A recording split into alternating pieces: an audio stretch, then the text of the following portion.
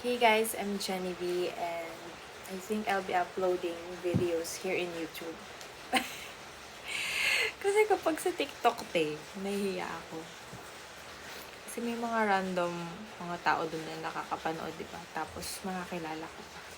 Sabihin ganyan pala yan siya, kadaldal. Nahihiya pa ako. So I think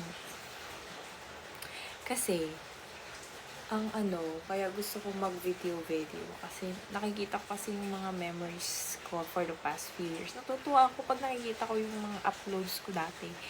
Mga pictures. Tapos natutuwa ako pag may mga saglit na video. So, feeling ko, magiging album ko is sa YouTube na lang. Kesa sa TikTok. Kasi sa TikTok, very,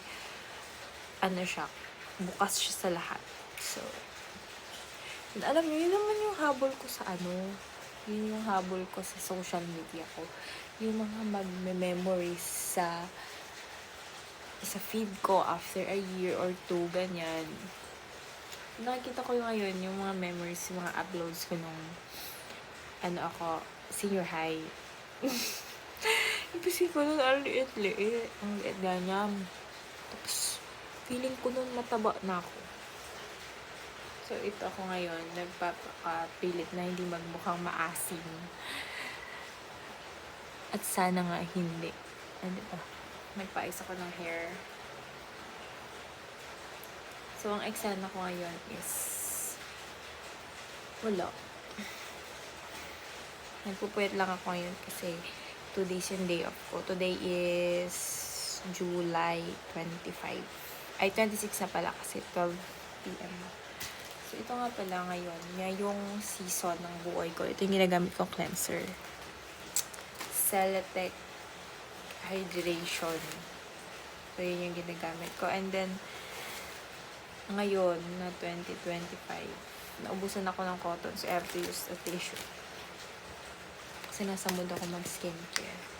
Kahit 12 na ngayon, at di pa ako natutulog. I'm 24 na ngayon. And then, ang grabe na nung mata ko ay, nakalimutan ko parang 200.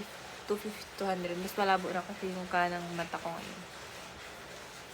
Alam niyo, feeling ko, ang napagpalabo ng mata ko talaga is cellphone. Totoo siya. Kasi, ang pinakauna kong cellphone, grade 4. Tapos, puyitan ko yan, Pero ang puyit ko dati, hanggang, bago mag-pandemic, hanggang 9 lang talaga.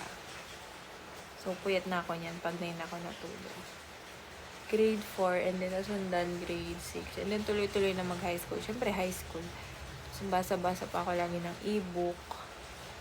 Ganyan. So, yan. Yung kilay ko, hindi ko yan buburahin kasi sayang.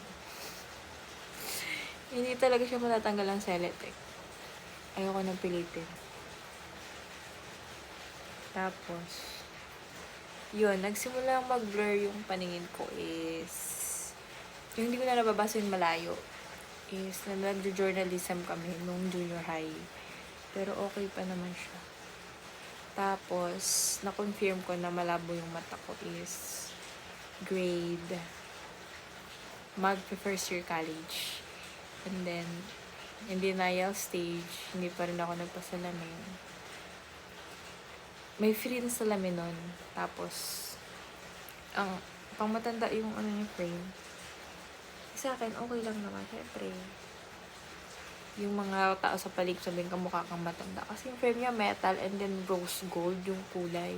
So, hindi ko siya ginamit. And then, hindi naman siya mukhang malinaw for me.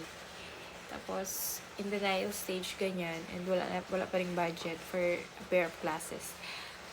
I got my pair of eyeglasses is 2022 October, ganyan. Yun yung pinakauna kong salamin. Tapos nasundan siya is 2024 February. And then ito na March 2025. Ito na yung salamin ko. 250, 200 yung paningin ko guys. And then, astigmatism, pares 50. So, yun. Same old me, may psoriasis pa rin sa mukha. This is the worst psoriasis season ko talaga. Isang taon na yan, yung sobrang dami sa mukha. Yan yung pinakamadali. Dati kasi sa kilay lang or sa talukap. And then sa scalp. And then ngayon yung nasa mukha. Madami sila. And then yun. Ay, alam mo ba?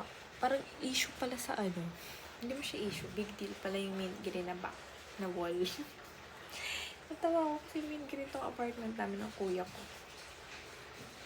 And for the past half year, kalahating taon na ako mag-isa dito kasi nakadestino sa ibang lugar yung kuya ko.